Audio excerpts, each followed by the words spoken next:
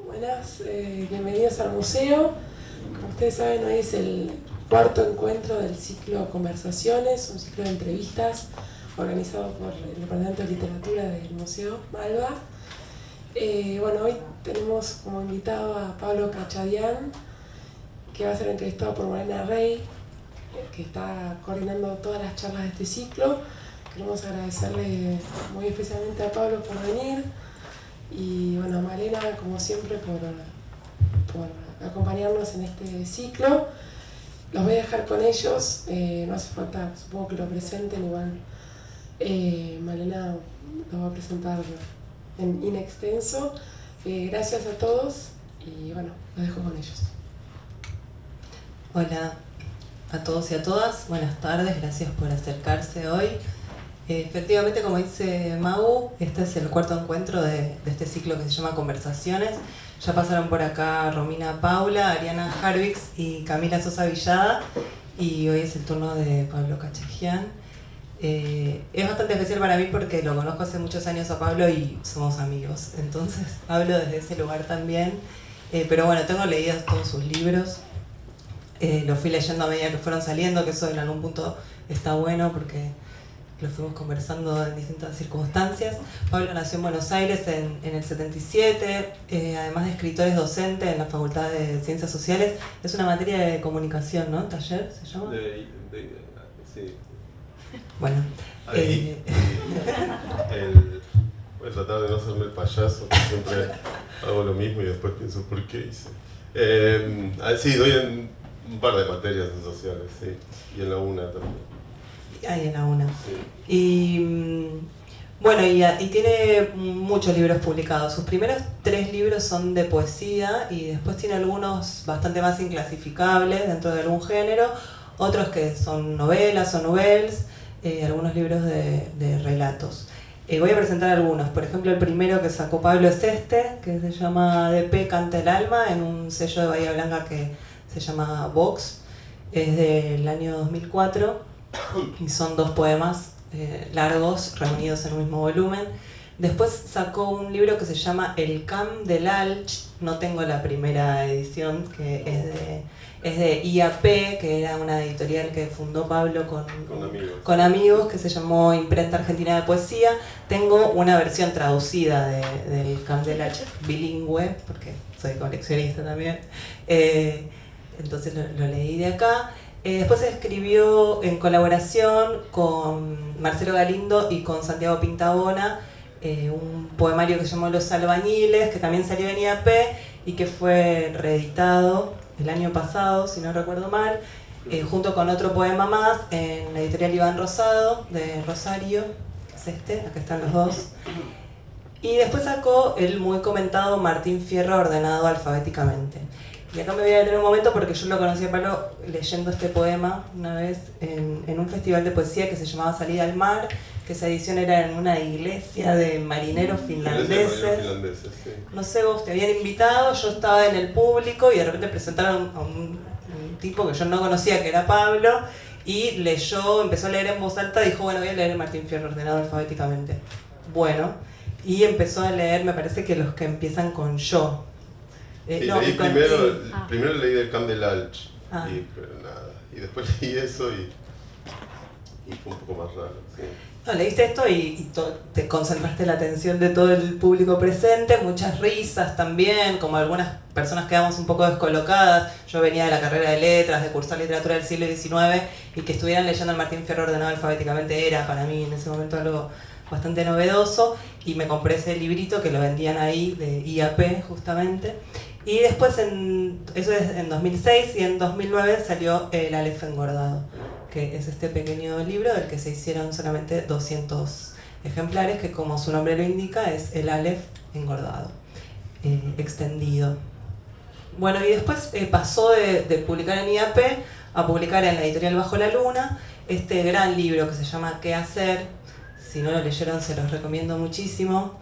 Y que tuvo traducciones al francés, al inglés, al francés, al inglés, al hebreo. El libro va a salir en hebreo y acaba de también publicarse en España. Esta es la edición española acaba de salir una que se va a llamar La Biblioteca Acá, con las distintas obras reunidas de Pablo, sin ninguna modificación, es el mismo texto original. Sí, sí. Y después publicó en 2011 un libro muy curioso, que es el único que no leí, voy a decir, que se llama Mucho Trabajo, que es una plaqueta que publicó en Spiral Yeti, que era una editorial de los hermanos Alemián, que lo que tiene de particular es que es una novela escrita en una tipografía de un tamaño ínfimo. 2.1, Times New Roman. Times New Roman 2.1. En un momento yo hice la prueba y llegaba a entender, ahora ya que pasaron algunos años no llego. Es para jóvenes. Es para jóvenes, para leer con lupa, o también leí por ahí que un crítico había hecho, le había sacado foto, lo había escaneado, había agrandado la tipografía hasta poder leerla y entonces nos contaba el argumento, porque aparte tiene poquitas páginas, pero al estar tan condensada la letra... Es como una novela de 250 páginas, algo así, y en extensión.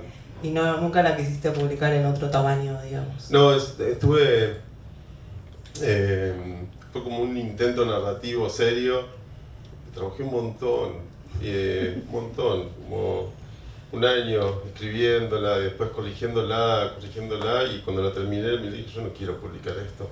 Y después, cuando se me ocurrió publicarla así, sí me gustaba, porque tenía como una cosa más agregada que... No, y ese título también, ¿no? Que te está diciendo, bueno, el trabajo... El título estaba de antes. Eso mirá. Sí, bueno, porque ahora se resignifica como, bueno, sí, mucho trabajo. Si querés leer esto, te tenés que tomar un trabajo extra al que te podrías tomar publicando, leyendo cualquier novela más tradicional. Bueno, y después Pablo empieza a publicar en Blatty-Ríos. El primero de esos libros es Gracias, que es una novela de 2011. Una novela que puede ser leída de varias maneras. Yo al principio la leí como novela de aventuras sobre unos esclavos, bastante lisérgica la novela, muy entretenida, que también les recomiendo mucho si no la leyeron. Y en 2012 saca este curioso libro llamado La cadena del desánimo. No sé si lo conocen, pero está íntegramente hecho de citas de la prensa argentina durante el año 2012 sobre varios temas de política, pero básicamente las citas están juntadas hasta la fecha en la que el Grupo Clarín se tenía que adecuar a la ley de medios. Son citas de citas. Claro. Como citaba cosas que aparecían citadas en el diario.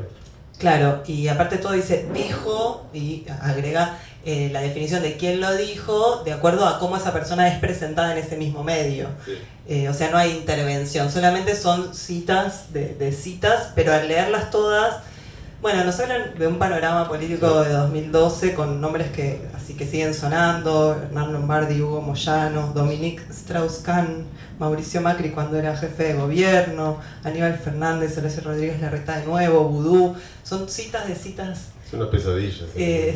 Una pesadilla, sí. Pero no sé si se desactualizó tanto en algún punto. No, alguien me decía hace poco que lo estaba leyendo y que le llamaba la atención cómo había temas que eran muy importantes en ese momento que ahora uno se olvidó totalmente de que habían estado en debate. Sí, y cargos, ¿no? Como también hay un rompecabezas de gente que cambia de posición.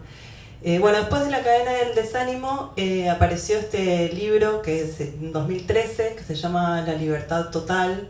Es una novela sin ningún tipo de narrador o narradora, es íntegramente hecha a partir de conversaciones y los personajes no tienen nombre, o sea, tienen nombre, pero su nombre es una letra en orden. Primero aparecen A y B, luego se suma C, luego D, E, F y así, hasta llegar a la I, creo, es el último. J. Que tuvo una adaptación a una ópera de la que después también vamos a hablar. Y después en 2016 aparece El caballo y el gaucho, que es este libro en Blatty-Ríos, que vendría a ser una suerte de colección de relatos, fábulas, leyendas, bastante híbridas, divididas como solamente por un parágrafo separa una de otra. Algunas podrían pensarse que se van retomando, otras se abandonan, algunos parecen como sueños. También se los recomiendo mucho. Se puede leer salteado, digamos, no sé, es una sugerencia. Y en 2016 salió otra novela que tal vez tenga más que ver con, para mí, ¿no?, con Gracias, que se llama En cualquier lado, también en Blatty Ríos. Una novela también en algún punto de peripecia, de aventura, en la que va cambiando el protagonista, ¿no? Va pasando como de uno a otro. Y luego en 2019, recién salito, sacó Pablo 3 cuentos espirituales, también en Blatty Ríos, que como su nombre lo indica, son 3 cuentos de variada extensión, con este título de espirituales, que tal vez después te pregunte sobre esto. Y además Pablo dirige una colección en Blatty Ríos de traducciones que se llama La Nariz. Hay un título más que no lo encontré, ¿no? Sí, Obelisco, sí. Últimos Ritos y Arena Movediza, que es el que me falta. Bueno, es un poco extensa la presentación porque Pablo tiene muchos libros publicados. A mí, les decía, me gusta mucho y me interesa bastante lo que Pablo hace, su proyecto, digamos, literario. Por diversos motivos me parece que se desmarca de lo que estamos acostumbradas a leer en la literatura argentina. Me interesa mucho la idea que él tiene de ficción, la capacidad de invención, y cómo Pablo va como dando la sensación de que puede hacer literatura casi con cualquier ocurrencia, con cualquier material que le llame la atención. Como que esa atención está puesta más en una capacidad de transformar las cosas y el lenguaje en literatura. Y en esa experiencia de lectura que surge de sus libros, una se prepara para que suceda cualquier cosa también. Cuando ya lo leíste bastante, estás como con una expectativa muy amplia de lo que podés llegar a encontrar ahí. Nos genera bastante sorpresa eso. Y al mismo tiempo esto no quiere decir que la narración esté desordenada, sino que Pablo es un narrador muy preciso, usa muy bien la puntuación, hace frases en general cortas, concisas, contundentes, ordenadas. Pero bueno, todo esto con una imaginación muy, muy rica, que me parece que tanto en Gracias como en cualquier lado, en El caballo y el gaucho y en 3 cuentos espirituales está muy, muy explotado. Además me gusta mucho que sus personajes, sobre todo en estos 4 libros, les decía, pasan por una serie de peripecias, por aventuras bastante complejas, pero narradas con simpleza. Hay muchas preguntas en sus libros, en todos sus libros. Los personajes se hacen muchas preguntas, se cuestionan cosas unos a otros y esos conflictos se van resolviendo o se van dejando por el camino también. Como hay cierto esparpajo a veces en dejar un problema de lado y hacerlo avanzar para que aparezcan otros. Me parece que leí una reseña en Radar de 3 cuentos espirituales de Ignacio Navarro que dice que hay una atmósfera al mismo tiempo turbia y cristalina en sus libros, y donde puede convivir una fantasía de una leyenda o de un mito antiguo con con la guerra, con una violencia un poco más moderna y más descarnada. Como que en ese ir y venir entre esa fantasía y en esa realidad también hay un ir y venir entre algo bastante cómico y algo bastante trágico. Y esas narraciones no es que se clausuran en esa fantasía y en esa peripecia, sino que no es que son la antítesis del realismo literario, sino que aunque sean bastante alocados, esos libros no se están despegando del todo del mundo, no son tan alucinados al final. Parece que lo disparatado al final está más asociado a nuestro mundo de lo que a priori estaríamos tentadas a pensar. Y a la vez me gusta que sus personajes, y acá quiero preguntarte un poco sobre esto, no son por suerte gente como una. Me parece que algo bueno de su literatura es que está hecha de gigantes, de esclavos, de músicos ambulantes, de mercaderes, de posaderas, de matones, de enanos, adivinas, papas, filósofos. Esos son muchos de tus personajes. Y muchos se visten de una manera distinta como nos vestimos nosotros, usan túnicas, usan sandalias, viven en castillos, en pozos, en pueblos amurallados. No sé cuántos escritores o escritoras ahora están situando sus ficciones en estos mundos. Me parece en ese sentido que vos pensás para ir a la literatura como un campo de maniobras en donde todo el pasado y todas las tradiciones conviven con igual importancia. Como que es la literatura el terreno para mezclarlas, para experimentar con ellas. Y quería preguntarte un poco qué pensás, porque creo que lo que termina juntando todas estas cosas es la pregunta sobre qué hacer con el sentido, ¿no? ¿De dónde viene, hacia dónde va el sentido si se escapa, se escabulle, por dónde se desplaza. ¿Vos te propones estas cosas? ¿Simplemente se te ocurren estos otros mundos y otros personajes? ¿Qué formas va tomando?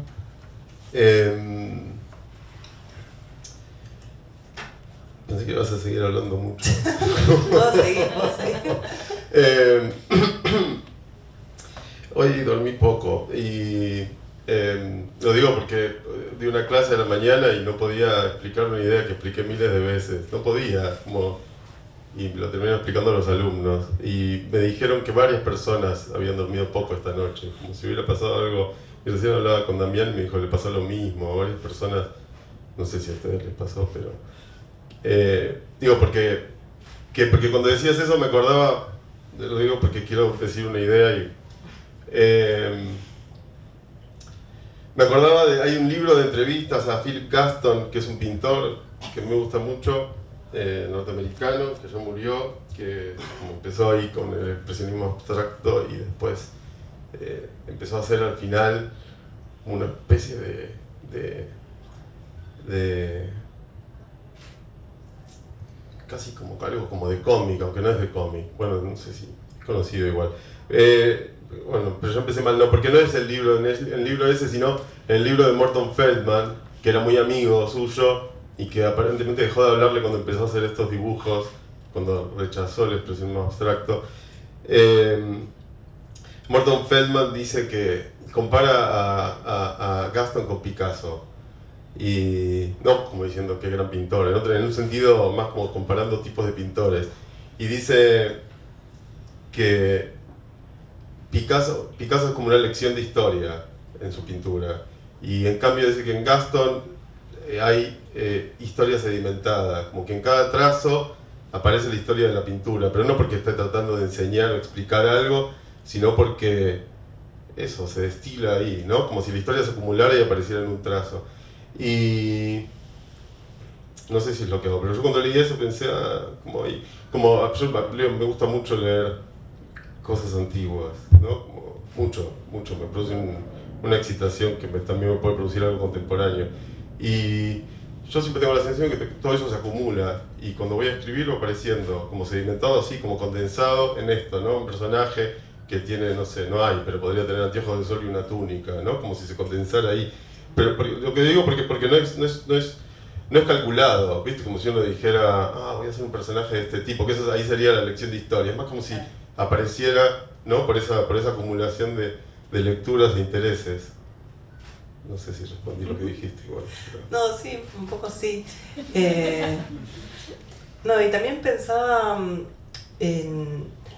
en que hay muchos textos sobre tu obra y muchas reseñas en las que te tildan de ser vanguardista, y prefiero que hablemos esto al principio y nos lo saquemos de encima, porque para mí me parece que ya está un poco desactualizado esto en pleno siglo XXI, pero sí creo que el aporte de las vanguardias fue generar procedimientos, que en algún punto en esas obras los procedimientos eran más importantes que las obras en sí, como que era más interesante para esos artistas poner en juego esos procedimientos que el resultado final o cómo vayan a ser leídas esas obras después. Por eso hay bastantes textos vanguardistas que son ilegibles o que son de difícil lectura, y me parece que esos desafíos autoimpuestos en algún punto generaban que algunas obras se hicieran solas. Y creo que si bien tu obra usó procedimientos y en algún punto todavía los usa, no se queda en ellos, como que no te acomodás en ese procedimiento, sino que aparecen para hacernos un guiño de decir, mira, empezó siendo esto, y que después la idea es que aparezca otra cosa, ¿no? Como que haya algo más que se sostenga ahí. ¿Te interesa esto? ¿Te molesta? ¿Te importa? ¿Te parece que los tuyos son gestos que tienen que ver con esto? ¿Cómo quisieras que sea leído? Bueno, creo que es momento de ser sincero. Rechacé bastante la palabra, pero a la vez cuando lo pienso a mí siempre me interesó mucho la vanguardia. Y produce tanto rechazo como amor la palabra. Hay algo con la palabra que es que en general cuando tildan a alguien de vanguardista es como si fuera un tarado, ¿no? Es como algo, como una especie de desprecio a la vez, no siempre. Porque pensaba, ¿qué es la vanguardia finalmente? ¿No? Como la vanguardia era como un rechazo de la institución, pero en términos de la institución como forma también, como una propuesta de trabajo. En ese sentido era vitalista. Y en ese sentido sí me identifico. ¿Viste? Como tratar de buscar una intensidad desmarcándote de lo que supuestamente tendrías que hacer como escritor, como artista. Está lo del procedimiento. Para mí estoy de acuerdo con eso.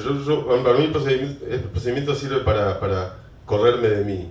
En ese sentido es como un punto de partida, ¿no? Como si desconfiara de mí, finalmente, o Yo en una época pensaba mucho en la palabra espontaneidad, como pensando, ¿qué significa? ¿Qué es la espontaneidad? Y pensaba en esto, ¿no? Como en general cuando uno siente que algo es espontáneo, en realidad lo que está haciendo es responder a una forma de lo que se supone que es espontáneo. Y el procedimiento te sirve para salir de esa forma de lo espontáneo, que parezca una espontaneidad que te puede sorprender a vos también, que tiene una forma que no conoces.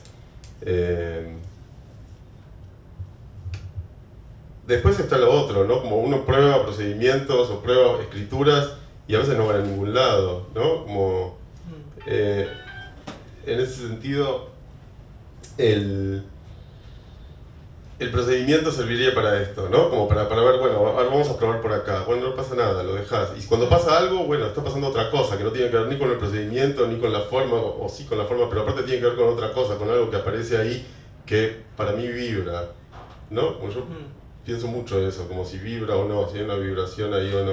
Y a veces funciona, a veces no. Cuando funciona es cuando sigo el libro, digamos. Sí, ahora que decís lo de la vibración, una de las preguntas que te iba a hacer más adelante, pero que la voy a hacer ahora, tiene que ver con la música, como que algo yo te había preguntado ya, ¿no? Como que los primeros 3 libros son de poemas, que si bien son bastante narrativos, tienen un componente rítmico. En general, bueno, todo el Martín Fierro ordenado alfabéticamente se escucha de una manera muy novedosa, y me parece que vos además, bueno, tocás varios instrumentos. Es como un perfil que no conocemos, no tan público de Pablo, pero también colaboraste con un compositor de música experimental que se llama Martín Liut para una obra muy buena que se dio en 2012, que se llamaba Inventarios Argentinos, La Ciudad, y que transcurría la obra en todo el sótano del Centro de Experimentación del Teatro Colón. Era una experiencia física, no solo de contemplación o de escucha. Y también participaste de la adaptación de La Libertad Total a una ópera experimental que se dio en el Teatro San Martín. Con Lucas Fajín. Sí. Y no sé, pensaba eso, ¿no? ¿Qué rol ocupa la música para vos como escritor? ¿Cómo se complementa la música, la vibración, todo esto que vos estás diciendo con la escritura? Yo quiero ser músico. No, de verdad, como siempre quise ser músico. Y empecé estudiando música y estudiaba música, ¿no? Guitarra, piano. Guitarra y violín. Y tenía bandas y todo eso. Fue como la primera, ¿no? Como uno es un adolescente y está pinchado y de repente encuentra algo y dice, acá, ¿no? Pero eso fue la música. Y estudiaba música, quería ser músico. Y un día me pasé de una escuela en la que estaba a otra, de música, una escuela de música, y me anoté en, no sé, en armonía 2, composición 2, cosas así, y había un curso de letras de canciones, y me anoté también porque yo hacía las letras para la banda y ya me pasaba que hacía muchas más letras de las que necesitaba, pero para mí no escribía, hacía las letras, ¿no? Y empezó el curso, y la que daba el curso era Diana Velesi, y yo no sabía quién era Diana Velesi. Y fui con un compañero mío de la banda y en un momento Diana dijo en la primera clase, ¿alguien quiere leer algo que trajo una letra? Y muy de secundario mi compañero hizo así. Y entonces, ¿vos querés? Me dijo. Bueno, está bien, tenía una letra, la leí y a partir de ahí hubo como una onda con Diana. Ella llegó unos poemas, me preguntó qué me parecían, le dije que no me gustaban, eso le cayó bien. No de ella, unos poemas de Góngora, ahora me gusta, y de Hellman. Y en un momento, con una letra ella me dijo, pero esto es poesía, no es una letra. Poesía, dije yo. Y empecé a escribir poesía, una poesía horrible, con la idea que tenía yo de poesía, que era mucho peor que las letras, que no es que estaban buenas, pero eran letras que, bueno. Y ahí empecé a escribir, armé un libro de poemas, y se lo pasé a Diana, no me dijo nada, como no sé, como no quedó en nada, como se lo pasé, bueno, gracias. Y ahí me puse a escribir, y de a poco fui dejando de estudiar música, y empecé, no sé, algo me pasaba más con las letras que con la música, pero seguí tocando siempre. ¿Qué instrumentos tocas? Muchos de cuerda, guitarra. Ahora estoy muy ocupado y no me da la cabeza para hacer nada, me puse a practicar el banjo. Estuve estos días tocando el banjo. Y el oud también, que es un instrumento del Medio Oriente. No, te lo pregunto porque sé que son medio raros, parece. Cuando me voy encontrando cosas de cuerdas, sí, era de mi hermano, estaba ahí tirado y nadie lo usaba y le compré cuerdas el otro día. Pero digo, en relación a la escritura, por ejemplo, o sea, escuchar música y cómo lo relacionás, o sea, no sé, la sonoridad, el ritmo, el pulso, ¿lo crees necesario a la hora de escribir? ¿Cómo se comparten, digamos, esas disciplinas? Yo no lo pienso. Me acuerdo que cuando empecé a escribir mis primeros poemas, los que lo leían decían que tenía mucho ritmo, no como un elogio, digamos, sino como una característica, como que había mucho peso del ritmo. No, yo no lo relaciono. Lo que pienso que de la música es como, yo siempre siento como si viniera un poco de afuera. Como nunca quise ser escritor, eso es, entonces es como, y sigo queriendo ser músico, entonces digo, a la vez escribo, mirá, hay una pila ahí de libros, y hace poco grabé unas canciones y se las mostré a un músico y me dijo, son canciones de escritor, o sea que de alguna manera no hay salida,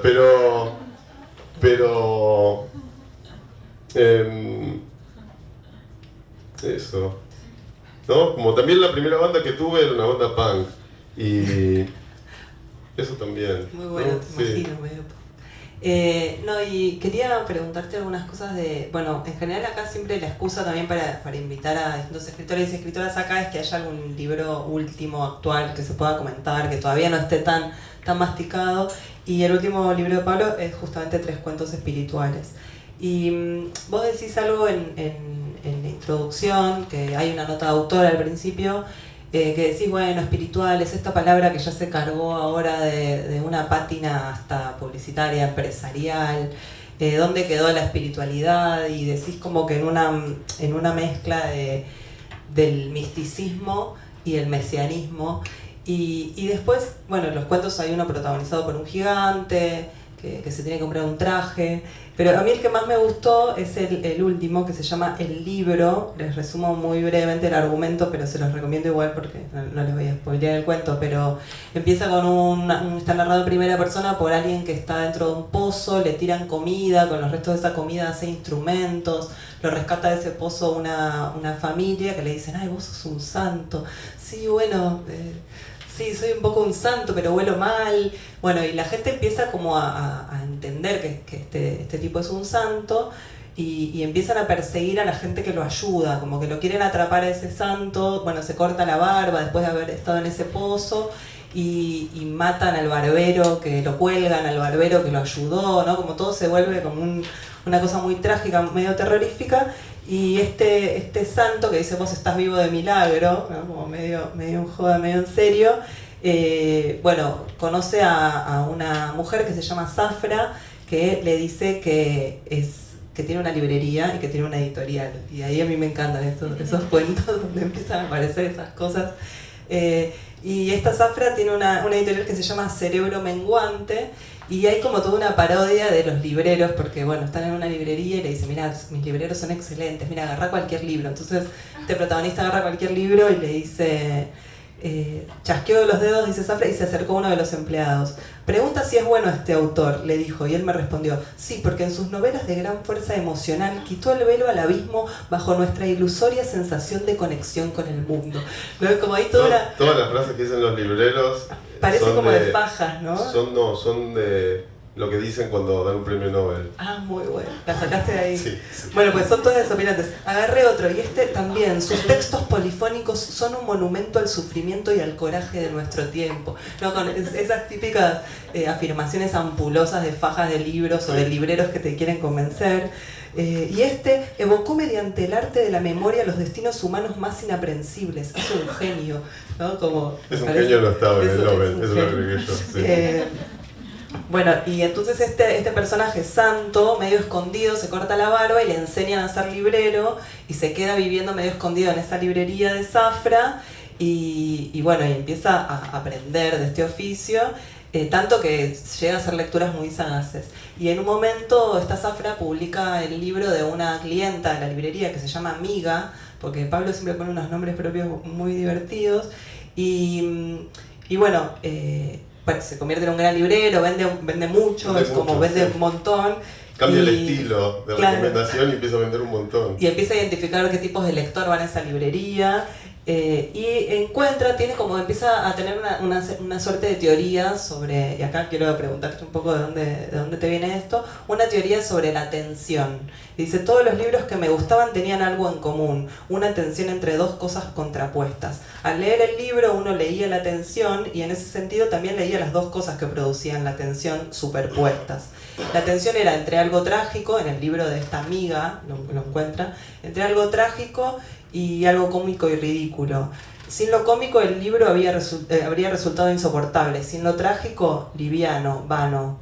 Pero al mismo tiempo uno sentía que si había sentimiento trágico no debía haber risa, y que si había risa no debía haber sentimiento trágico. Eso era lo mejor del libro. La tensión era tal que no había otra alternativa. Para que el libro no se arruinara completamente, había que leer esas capas superpuestas sin fundirlas, sin resolver la tensión, ver doble. Y bueno, hace toda esta teoría de cuán importante es esa tensión, hasta que en un momento hay una tensión real en el cuento, porque se presenta el libro de esta amiga y lo van a presentar unos críticos medio ranfañosos. Filón Pegarno se llama uno, y el otro se llama Ragón, se me fue el apellido, pero también tiene un apellido rarísimo, y falta uno de los críticos que tiene que comentar el libro, entonces le dicen a este si puede comentar el libro al librero santo, escondido, si puede comentar el libro de Miga ahí en la librería, y efectivamente hace toda su disquisición sobre la tensión. Y lo interrumpe uno de estos críticos, ¿no? Y le dice que no está de acuerdo. Y le dice que no está de acuerdo.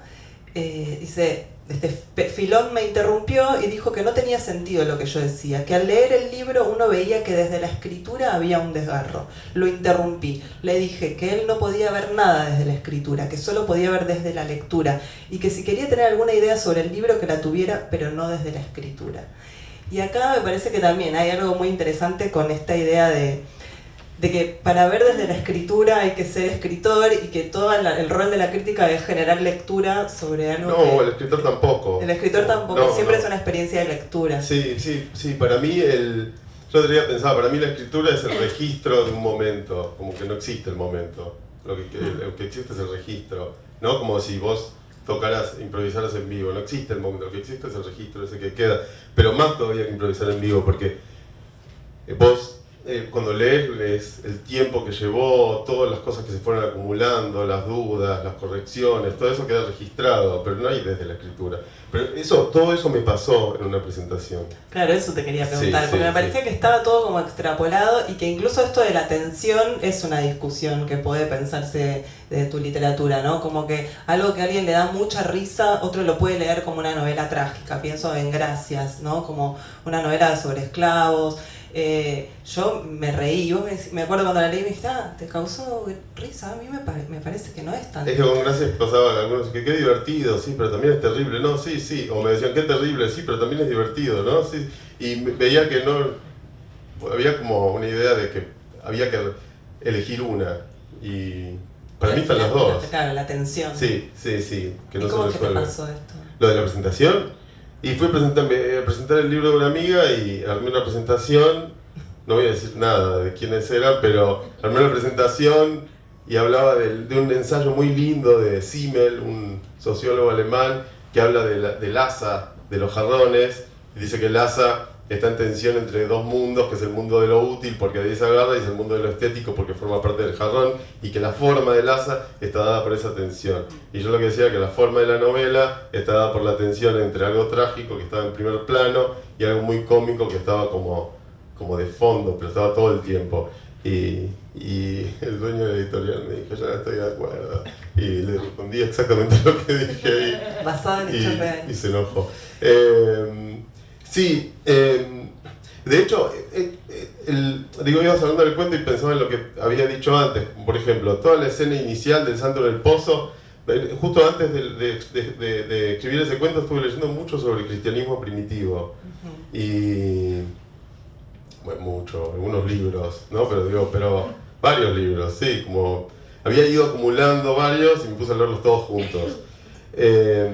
Pero esa historia es San Gregorio el Iluminador, que es un santo armenio, que es el que convirtió a toda Armenia al cristianismo, que estaba en un pozo, yo estuve en ese pozo, y le tiraban comida, literalmente.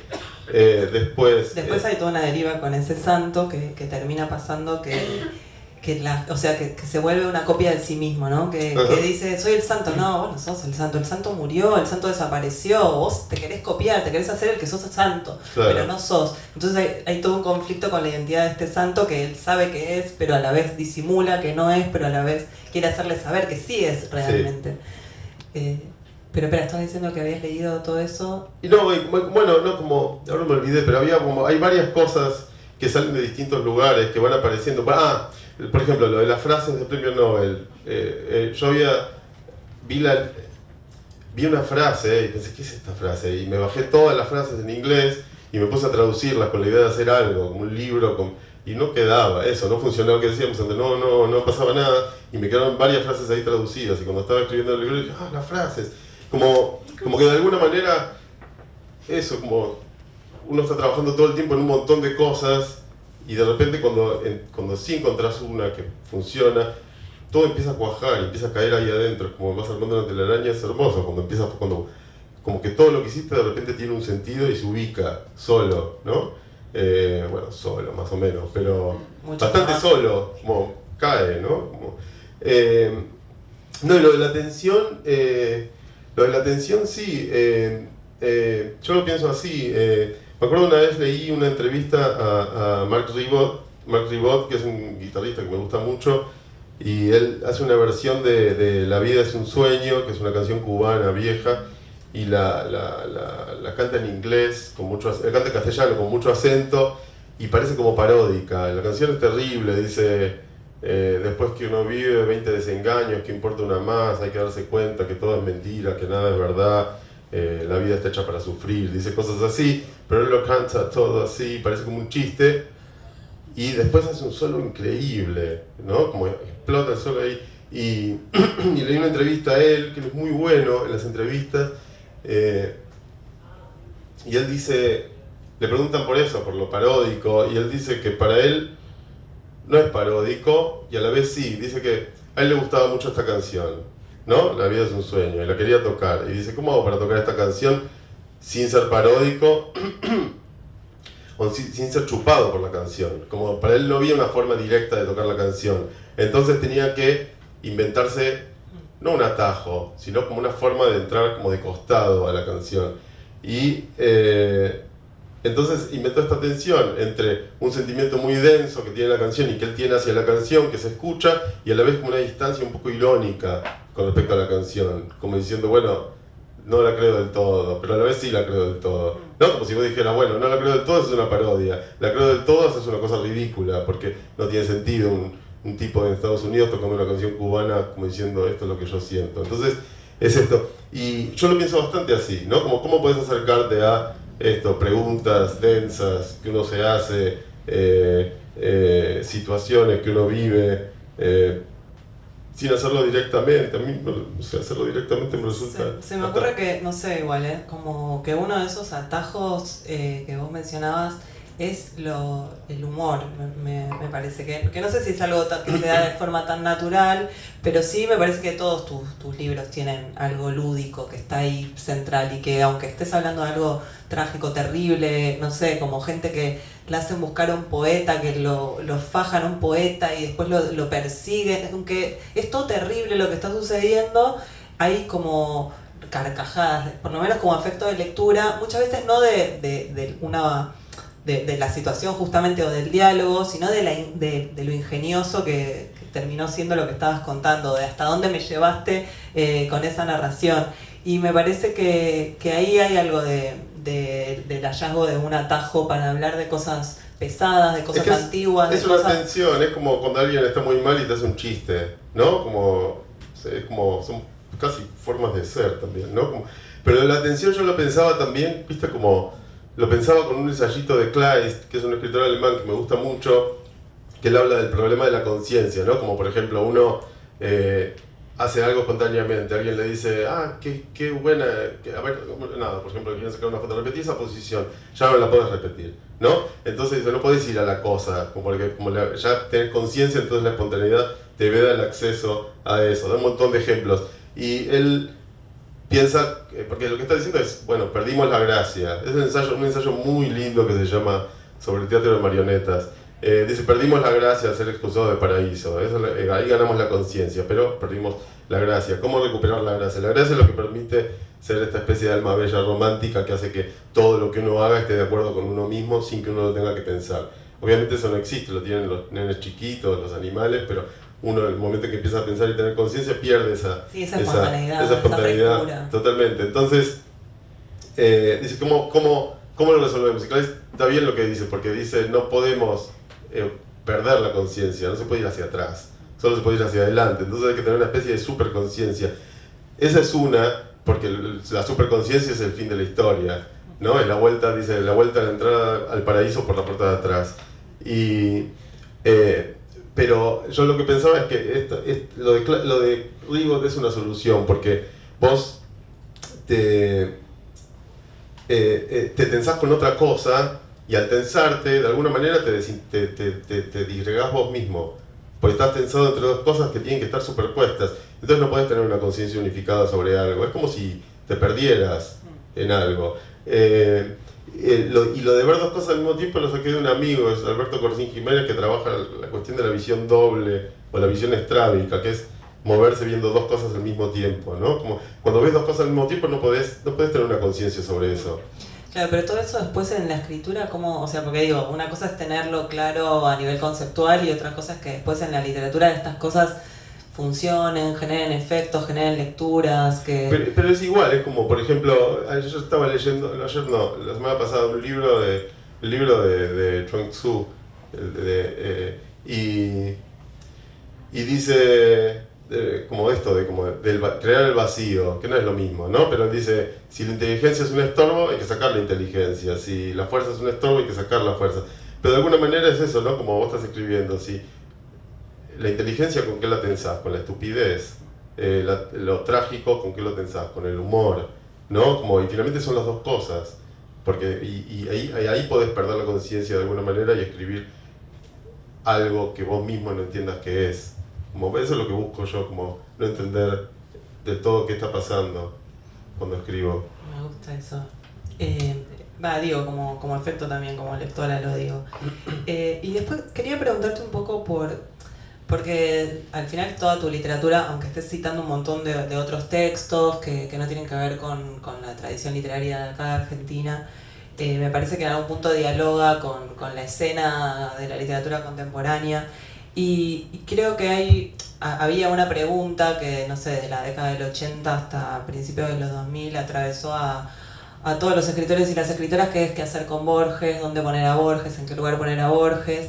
Creo que vos a esa pregunta respondiste de una forma bastante divertida, que fue como muy directa, que es con el Aleph engordado, y que ahí resolviste un poco lo que vos querías hacer con Borges, que era engordarlo, extenderlo, agregarle palabras. No, abrirlo. Abrirlo, ¿no? sí, como también eso, expandirlo y ver también qué otras cosas más decía, con un procedimiento bastante borgiano también.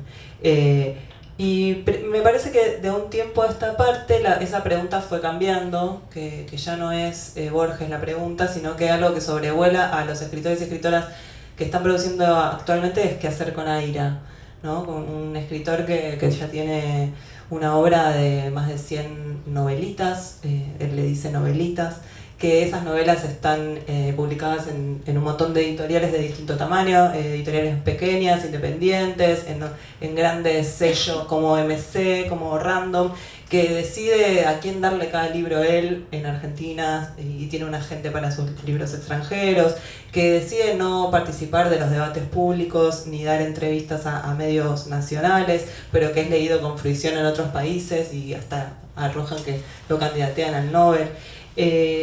No sé, quería preguntarte que si te gusta Aira, si lo lees, que si hay algo que te interpela, qué es lo que te interpela de él, y si te haces esta pregunta de qué está pasando con este tipo. No, bueno, a él lo conozco, nos juntamos cada tanto, tenemos como una amistad. Sí, él te lee. Sí, bueno. Aira lee mucho a todos. Sí, no, ¿qué hacer? Leerlo. Pero digo, su proyecto literario te interpela, porque hay gente que dice, no me gusta, no lo leo, no tengo nada que ver con eso. A mí me gusta mucho, sí, pero a mí me interesa algo de él que es esta idea de como puedes hacer lo que quieras, ¿no? Como que esa sería un poco la idea, como hacer lo que quieras, escribir lo que quieras, no tenés por qué escribir nada en realidad, de ninguna manera en particular, ¿no? Sí, igual también, no sé, esto es algo que pienso yo igual, sí. Pero al tener una obra de 100 novelas o novelitas, hay distintos Aira, ¿no? Como el Aira más ensayístico, el Aira que se usa como protagonista y sitúa los relatos en Pringles como si nunca se hubiera ido de su pueblo, el Aira que revisita la literatura del siglo XIX y escribe Emma la cautiva, no sé, un Aira más posmo que dice yo era una niña de 7 años o yo era una mujer casada, no sé, el Aira de novelas, de aventuras también en algún punto, sí. ¿No? Como con mucha acción, ¿alguno de esos por el cual tengas preferencia? No, me gusta que haya hecho todas esas cosas, ¿no? A mí me gusta mucho lo que escribe, pero lo pongo también en un contexto, por ejemplo, pues yo empecé escribiendo poesía y como yo llegué de ahí a la narrativa y Aira es un escritor que los poetas lo pueden leer. Viste que hay los poetas, hay narradores que les resultan ilegibles y en ese sentido sí me interesa mucho porque está trabajando con algo o está trabajando el material de una manera que puede ser de interés también para la poesía, ¿no? Eso. O para el arte también. Sí, eso, ¿no? Como pensaba que tiene una gran relación con el arte, como crítico de arte, Aira es buenísimo. Sí. A mí sus ensayos me parecen reveladores. Y quería preguntarte, no me interesa la verdad que entremos en detalles sobre los procesamientos de los que vos fuiste sobreseído, porque a esta altura del siglo XXI que alguien sea juzgado por las cosas que escribe me parece como ridículo, pero sí soy alguien que acompaña un poco ese proceso desde el otro lado y me parece que pasó algo muy interesante con todo eso a raíz del Aleph engordado, que fue que se generó una comunidad alrededor del asunto con una serie de escritores y escritoras que tal vez no se pronunciaban públicamente por nadie, ¿no? Estoy en particular pensando que en el año, creo que fue en el 2013, hubo un acto bastante interesante de desagravio en la Biblioteca Nacional, 2015, del que participó César Aira, salió de su casa de flores, habló públicamente. Y yo en esa época empecé a hacer un clipping, me puse una alerta de Google de cada vez que aparecía Pablo Cachajian, me llega un mail y me dice dónde apareció, y empecé a hacer una lista de todo lo que fue saliendo en ese momento. Y tengo una lista de 130 entradas, que justo la revisé para esto, y me llamaba la atención de cómo a raíz de esos hechos un montón de escritores y escritoras de distintas partes del mundo se pronunciaron y cómo generaron algo en común que no existía con esto, ¿no? Me refiero a que en esa lista conviven nombres como Horacio González, Martín Cohen, Tabarowski, Jorge Carrión, Pablo Villarac, Beatriz Viñoly, Iván Tais, Ignacio Echavarría, un crítico español, Rafael Spregelburg, Christopher Domínguez Michael, Mauro Libertela, Mercedes Halfon, Juan Terranova, Luisa Valenzuela, Carlos Mamerro. No todos ellos a favor.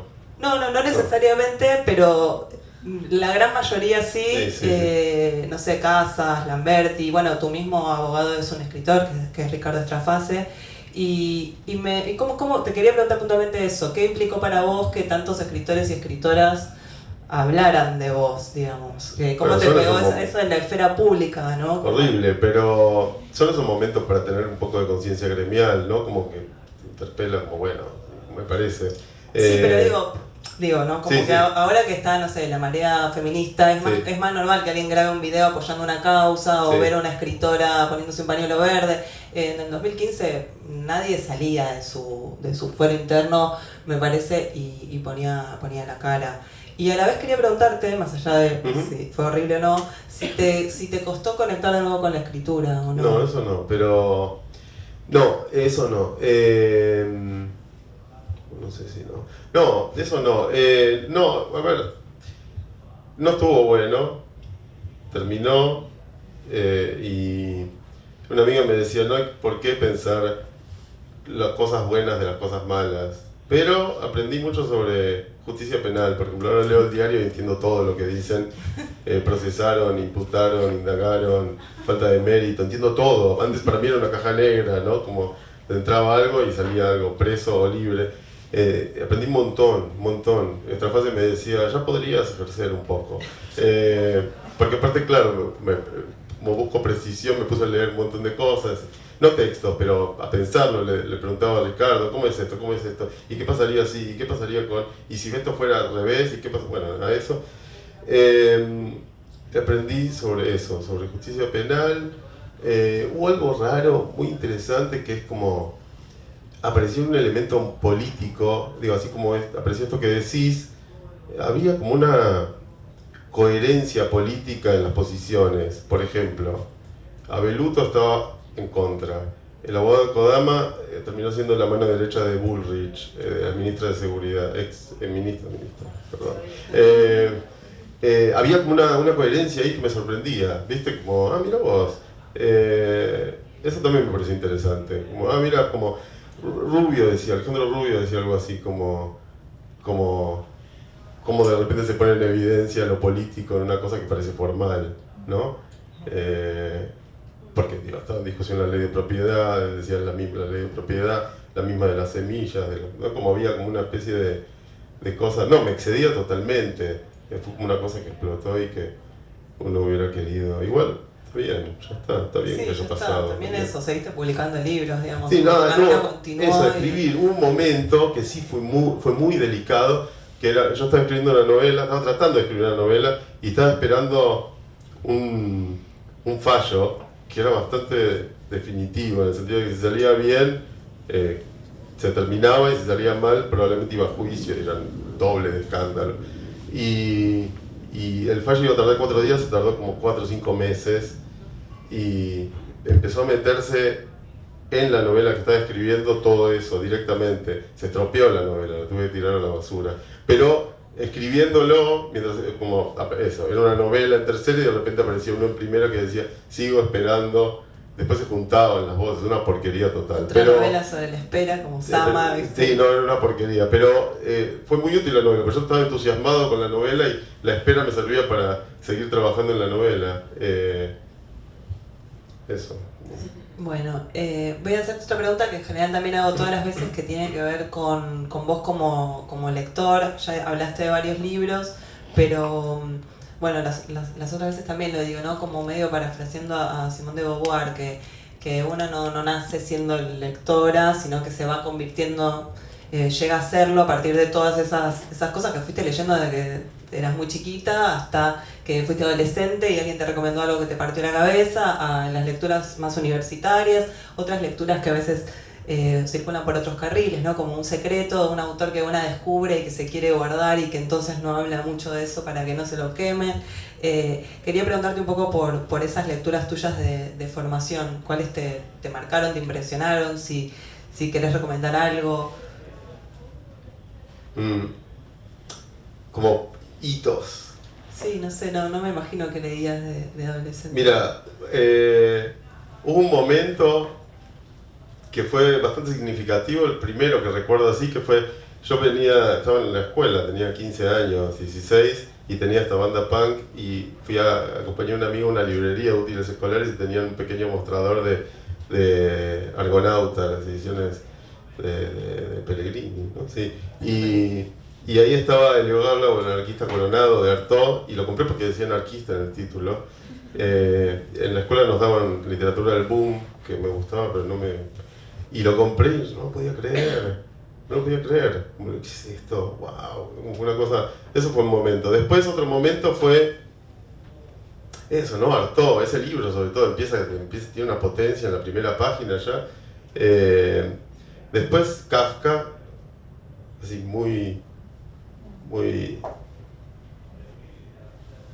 también muy temprano, que me sorprendió mucho. Yo iba a una escuela técnica, o sea, era como otro palo todo, no se leía en la escuela. Y después, antes fue eso. Un amigo me había recomendado a Kleist y no le había dado bola, y un día en Plaza José vi una manta Mijael Colas de Kleist y estuvo bueno porque lo vi y no estaba el que vendía, y di una vuelta por la plaza, había mucho viento y de repente veo que volaban hojas y vuelvo a mirar y se estaban volando las hojas del libro que se había abierto y se estaba desarmando, y lo compré y se había volado el prólogo, pero la novela estaba entera, y esa de Kleist se convirtió en una de mis novelas favoritas y fue muy influyente también, como Kafka también, como Kleist, sí, como es una novela breve, muy intensa, alocada, pero con una densidad, no sé, ética, ¿no? Después también están todas las lecturas de poesía, ¿no? Yo me acuerdo cuando las primeras, no sé, lo primero que me sorprendió mucho fue Gambarota, que de casualidad escuché cuando sacó Pseudo, y pensé, ¿no? Después enseguida Rubio, después también Ezequiel Alemián, que está por acá. Con todos nos hicimos amigos, ¿no? También. Sí, después Aira también, como, pero un poco después de todos estos, ¿no? Aira también, que leí La Fuente, que fue el primero que leí. No, antes había leído La Prueba y me había gustado, pero cuando leí La Fuente pensé, ¿no? Como también novelas breves, intensas. Y después, esos son todos momentos como eso, como reveladores, ¿no? Después eso va bajando, porque uno ya empieza a armarlo y baja el nivel de sorpresa. Digo, puede haber lecturas, o por ahí no se me ocurren, pero... ¿Y ahora qué estás leyendo? Ahora estoy leyendo... Bueno, leí este libro de Chuang Tzu.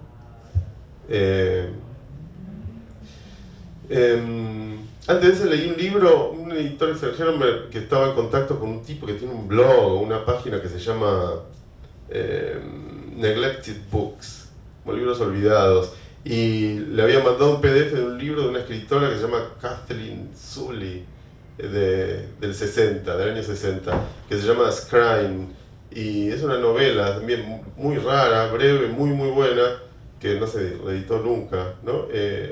Me la imprimí, la armé y la leí. Y ahora estaba leyendo dos libros, me regalaron la semana pasada 2 libros y me puse a leerlos. Los editores me regalaron, Mariano Blatt me regaló de su editorial de Parado, los tengo acá, pero los tengo encima.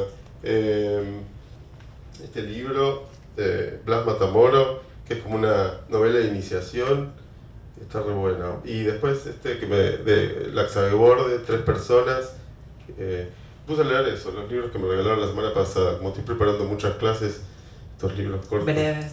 Sí. Pero por eso en tus lecturas convive la poesía, la ficción y textos históricos, teóricos, filosóficos. Sí.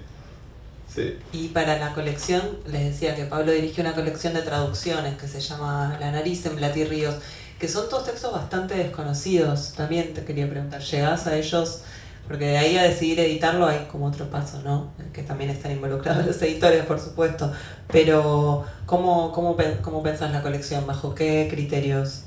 La colección surgió porque nos juntábamos con Damián Ríos y Mariano Blata a charlar, y yo leía libros que no estaban traducidos y les contaba con mucho entusiasmo de esos libros cosas, y en un momento me dijeron, ¿no querés hacer una colección? No sé, y era muy linda la idea, con un prologuito cada uno. Y no, la idea sigue, ¿no? Es elegir libros, elijo libros, como hablábamos de la vibración, libros que los leo y me pasa algo con el libro tan fuerte que, viste, cuando no te importa si a otro le gusta, es como la peor idea para una colección.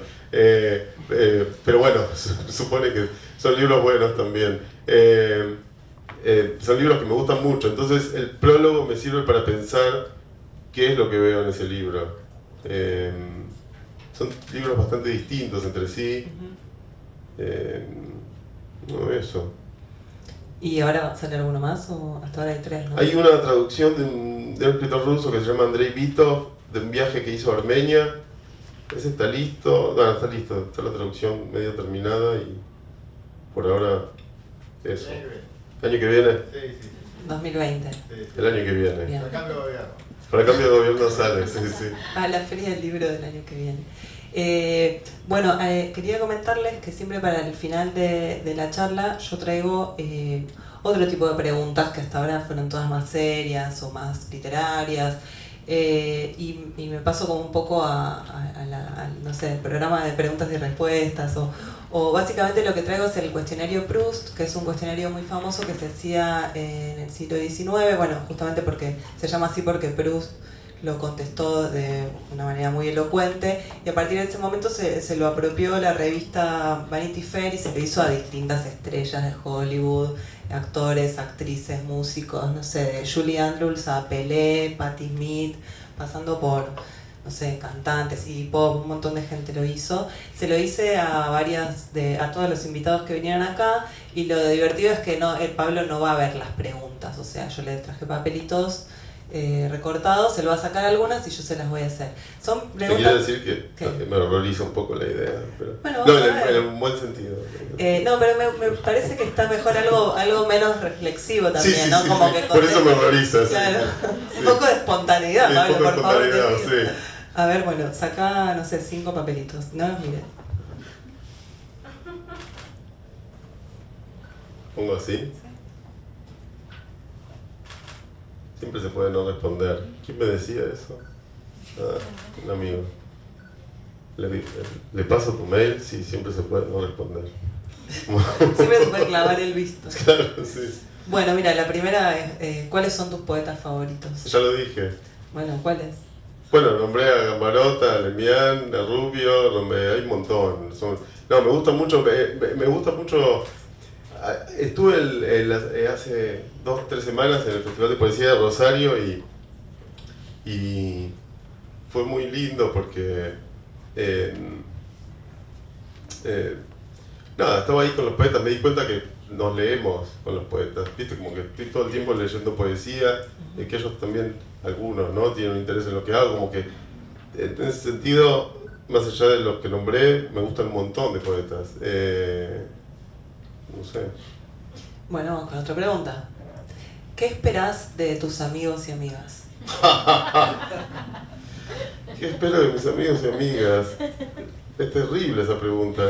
Bueno, depende, no sé, que traigan cerveza cuando vienen a casa, no sé, como algo sencillo también puedes responder, ¿no? Pero, a ver, voy a tratar de ser muy sincero. ¿Qué espero de mis amigos y amigas? Nada. Nada, no, como... No, que estén ahí, ¿no? Como que uno le escribe y le respondan a uno, ¿no? Como así. Siempre se puede no responder. No, que sean amigos, ¿no? Y amigas, que estén ahí como... A ver, la pregunta en realidad sería, ¿para qué tiene uno amigos y amigas? Y ¿no? a eso que claro. responderías. Esa es una buena pregunta. ¿Para qué tiene uno amigos y amigas? Para compartir la vida con ellos. Sí. Claro, para compartir la vida con ellos. Sí, para contarle cosas, hablar. Para hablar estupideces, No, ¿no? digo, También. claro. Sí, como... Para dialogar.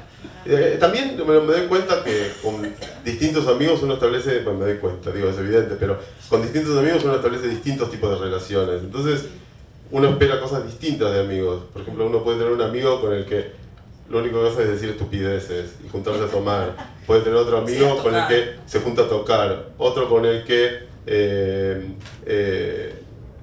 habla y reflexiona mucho, ¿no? Otro amigo con el que intercambia lecturas, ¿no? Bueno, Como, está bien, todo sí, eso. otro el que lo molesta con ansiedades, ¿no? También, sí.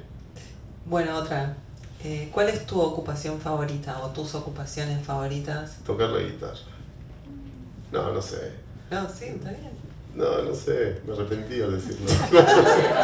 Pero me gusta mucho tocar la guitarra. Me gusta escuchar música.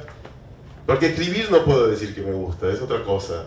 No puedo decir me gusta escribir. Como es, todo el tiempo como escribiendo, pensando en lo que escribo, es como una actividad permanente. Entonces, escuchar música, tocar la guitarra me gusta mucho y no lo hago a veces. Así que ahí podría... me gusta arreglar cosas también, que se rompen.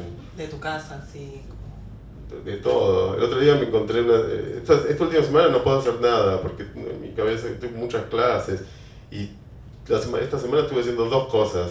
Aprender a tocar el banjo y me encontré una silla en la calle y la agarré, una silla de madera que estaba toda llena de pintura, rota, y fui a la maderera, compré unos pedazos de madera y la estuve lijando.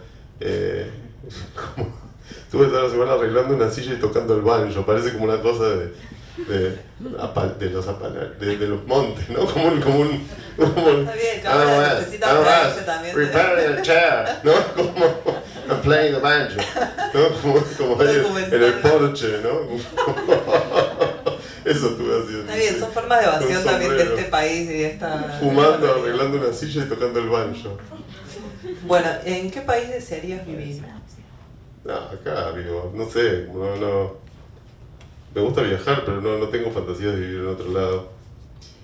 Bueno, y ¿qué don de la naturaleza te gustaría tener y por qué? ¿Don? ¿En qué sentido? Bueno, ¿Poderes? Sí, sí. Algunos la respondieron y la tomaron para ese lado. No sé, pienso, volar como un pájaro o... A mí me gustaría poder hacerlo invisible. Eso no sé si la naturaleza, hay una especie Bueno, que sea... es un poder. Está bien, como superpoder. Sí, la voy a sí. reescribir la pregunta. ¿Qué Sí, superpoder? claro, no sé si en la naturaleza hay cosas que... Sí, bueno, hay cosas que se camuflan Pero hacerte también. invisible para escuchar cosas, para Pues estar estar y ahí, no estar. estar acá invisible, por ejemplo. No en la charla, pero ahí, por ejemplo, irte, volver. Sí, ¿no?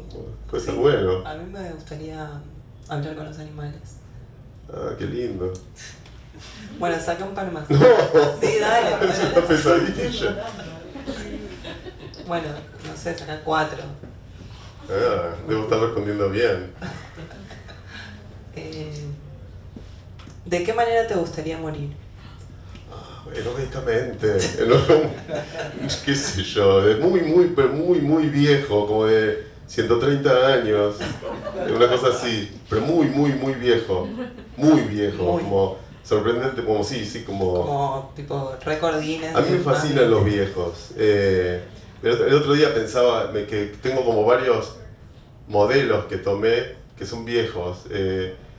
Como uno, el pianista Millán Mengelberg, que siempre lo veía, él no lo vi personalmente, pero una vez vino aquí no lo pude ir a ver, pero que era fascinante, era un viejo, estaba así, tocaba, dejaba de tocar. Hay un documental de él de los últimos años que tuvo Alzheimer al final y no podía tocar, tocaba, se paraba, iba a recitar y decía, ¿y Milla, tocamos? ¿Quién? ¿Vos? ¿Yo? Decía. No, hay que ser así, ¿no? Como después, y otros viejos también. Me acuerdo cuando lo vi acá a Lorenzo García Vega un par de veces. también me producía fascinación la figura. Nicolás Rosa también. Una vez lo vi a Marshall Berman de viejo en unas clases y era fascinante también, un viejo con una remera con la cara de Marx, un arete, y se sentaba así y decía, leía una frase de Marx y decía, I don't know what it means, but it means something. No sé qué significa, pero algo significa. Y yo tomé esa frase como modelo, como de, para pensar cosas, ¿viste? Como agarrar algo que no es enigmático y decir, no sé qué significa, ¿no? Como, son todas cosas como de viejo, así que sí, me gustaría llegar a muy, muy, muy viejo. ¿Cuál es tu principal defecto? No sé, no tengo. No tengo ninguno. Todo es un todo. ¿Qué te gustaría hacer si no fueras escritor? Esta ya la dijiste. Sí. Músico. No sé. Ah, no, bueno. Y si tenés algún héroe o heroína en la vida real. Bueno, algunos viejos por ahí. Todos los viejos. No, todos los viejos no, por favor. Cada viejo horrible. No, claro, no. No, pero estos cuatro son como héroes. Aparte, un héroe viejo es como una figura contradictoria. Viste que los héroes siempre son jóvenes y fuertes y con ímpetu. Bueno, no te molesto más con estas preguntas. Saquemos todas si querés. ¿Querés sacar alguna más? No, si vos querés lo hago. Si no, pero a mí me fijo la hora. Me parece que la idea es terminar con alguna lectura de todos tus libros. Puedes elegir. Puedes leer todos. Tenemos 3 horas.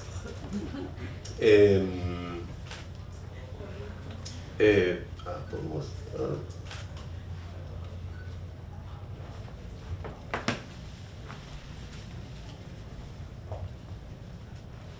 Voy a leer unas citas de la cadena del desánimo y después voy a leer algo del Caballo y el Gaucho, que son relatos. Este es el libro ese de citas del diario, lo abrí en cualquier lado. La iglesia se toma sus tiempos, el acusado dio su versión y ahora hay que averiguar, dijo una fuente del Vaticano. Menos mal que hay una mujer de por medio y no un niño, dijo un prelado. En definitiva, la cuestión no es si estuvo en la cama con una mujer, sino si puede seguir siendo realmente un obispo, dijo un prelado. Terrible esto que ocurre. Es necesario poner especial atención a la obesidad durante la niñez, dijo la doctora Sonia Gómez, del Consejo Superior de Investigaciones Científicas de España. Ahora existe la posibilidad de invadir el espacio de los niños de forma mucho más agresiva que nunca antes, dijo Scott Orterweil, diseñador de juegos educativos e investigador de un programa sobre medios del Instituto de Tecnología de Massachusetts. Parece haber una tendencia de criminalizar la protesta social, dijo Juan Carlos Schmidt, vocero de la CGT. No somos golpistas, dijo el diputado gremialista Omar Plaini. No se puede reclamar, no se puede hacer protestas, no se puede ejercer el derecho de huelga. Esto pasaba en la dictadura militar, dijo el secretario general de la CGT, Hugo Moyano. A Macri le molestan los pobres, por eso quiere sacar a los artesanos que lo único que hacen es trabajar, dijo el diputado del Movimiento Social de Trabajadores, Alejandro Bodart. Juro que abrí en cualquier lado, Es todo así el libro. Ustedes quieren sacar provecho político de todo y nosotros trabajamos por una ciudad inclusiva, dijo el diputado del PRO Martino Campo.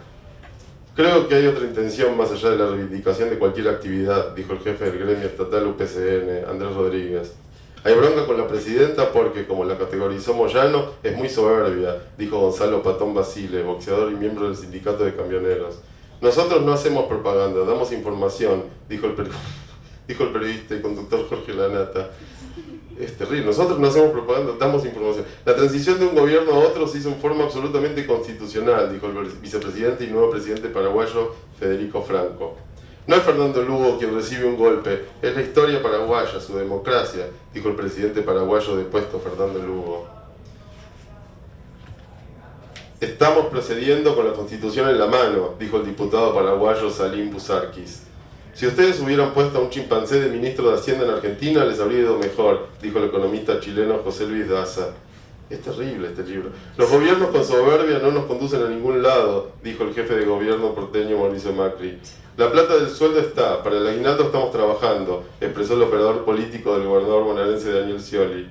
El Santo Padre ha aceptado la renuncia al gobierno pastoral de la diócesis de Merlo Moreno, Argentina, presentada por su excelencia Monseñor Fernando María Vargalló, según el canon 401, párrafo 2 del Código de Derecho Canónico, dijo el Boletín del Vaticano.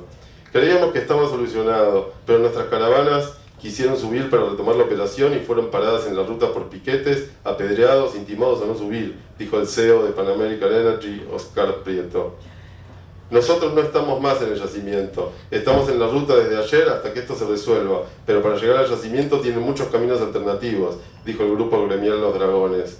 Es una vergüenza llegar a esta fecha con este panorama, dijo Vanina Costecchi, hermana de Maximiliano.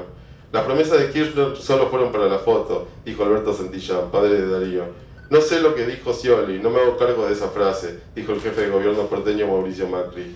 A Moyano no lo escuchan y a la vez lo persiguen judicialmente. Es el mismo modus operandi que usan con Macri, dijo el diputado del PRO, Jorge Triaca. Bueno, sigue y sigue y sigue. Bueno, voy a leer...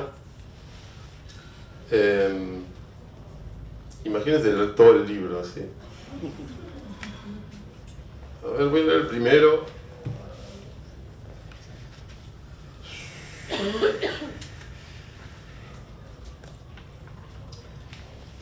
El pasaje de una acción a la otra siempre tiene explicación, pero esto solo cuando se lo quiere explicar.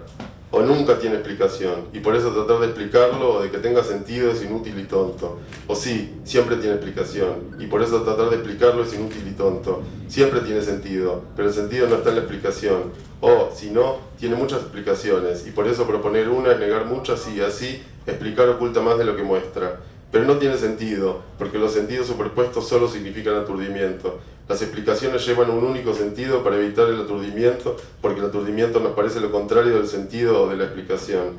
Es lo contrario de la explicación, pero no es claro que sea lo contrario del sentido. O no, no es lo contrario de nada, o la explicación es lo contrario del sentido. Ese es el primer relato. Yo marqué uno que me gusta mucho, el del caballo. Bueno, lo leo. A mí me encanta eso. Como no podemos ignorar el fondo irracional que gobierna nuestros actos y buena parte de nuestro pensamiento, la idea es tratar de incluirlo en algún proceso más o menos controlado, ya que desconocerlo puede generar desastres. La literatura, la música y el arte en general son quizá los medios más adecuados para esto, y en todo caso sería deseable evitar que los medios fueran la política, la publicidad y la ciencia. Otra opción posible es la religión, pero tiene el problema de no ser optativa. E.R. Dodds usa una metáfora en su libro sobre los griegos: tratar de entender al caballo que nos lleva en lugar de hacer de cuenta que no hay ningún caballo. La literatura sería el jinete. De todos modos, se podría decir que la literatura siempre hace esto, así que la diferencia estaría en el caballo. Puede ser un caballo brioso, un caballo viejo, un caballo prestado, uno adormecido. Y si el jinete quiere creer que no hay caballo, también puede, aunque va a estar cabalgando igual y el caballo lo va a llevar a donde tenga ganas mientras el jinete piensa que está caminando. Es peligroso, sobre todo si el caballo enloquece o si el camino es muy irregular. Aunque lo más probable, si el jinete actúa como si no hubiera caballo, es que el caballo no se mueva y no lo lleve a ningún lado. Entonces la pregunta sería, ¿cuál es el caballo que nos toca? No se sabe, hay que tratar de ir conociéndolo. El proceso es individual y social a la vez, y lo mismo el caballo. Es único y nuestro y a la vez es de todos. Pero no es tan claro, porque también se podría decir que el caballo se va materializando a medida que cabalgamos. En ese caso, lo mejor será cabalgar con pasión para que el caballo no nos quede transparente o sin huesos.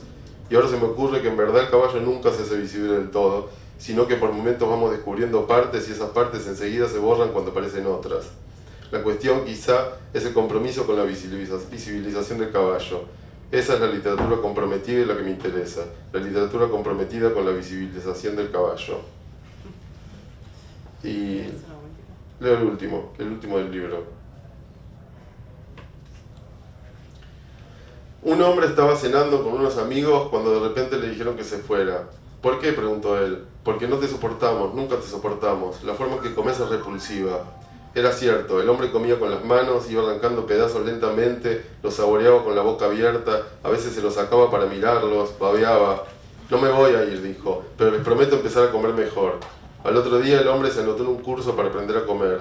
Al mes era tan refinado como se podía hacerlo, y los amigos se sentían incómodos, porque las buenas maneras del hombre ponían en evidencia las malas suyas. Andate, por favor, le dijeron. ¿Por qué? Porque tus buenas maneras ponen en evidencia las malas nuestras. El hombre pensó un rato y dijo, podría enseñarles, pero va a ser difícil y quizás no tengan ganas de aprender, porque no lo necesitan. Así que la mejor opción, me parece, es que yo vaya ajustando mi forma de comer según lo que ustedes demanden. Esto les pareció bien. Pasaron varios días en los que toda la charla, mientras comían, se concentraba en la forma de comer del hombre. Un poco más fuerte con el cuchillo. Agarrá eso con la mano, pero con cuidado. Sí, cerrá la boca. No hace falta la servilleta en el regazo. Finalmente llegaron a un punto de equilibrio y aunque al principio le molestaba ver la forma de comer del hombre como una creación suya, de a poco los ganó el olvido. aunque no del todo. Hermanos, hermanas, ¿cuál es la enseñanza de esta historia? Es tan obvia que no hace falta decirla, y además, si tratáramos de decirla, seguramente diríamos cualquier cosa. Gracias.